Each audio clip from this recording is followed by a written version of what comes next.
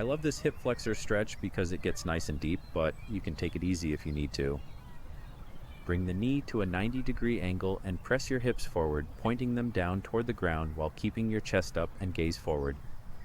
If you want to deepen this stretch, just place one hand on your knee for support and reach the opposite arm over as you tilt to the side across your body toward your front knee.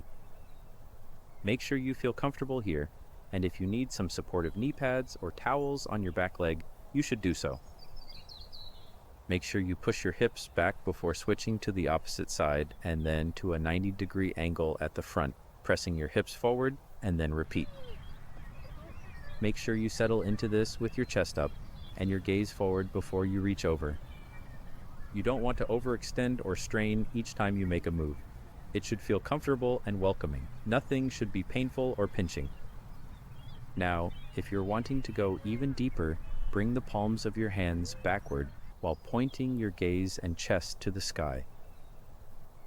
This allows your hips to sink down with gravity.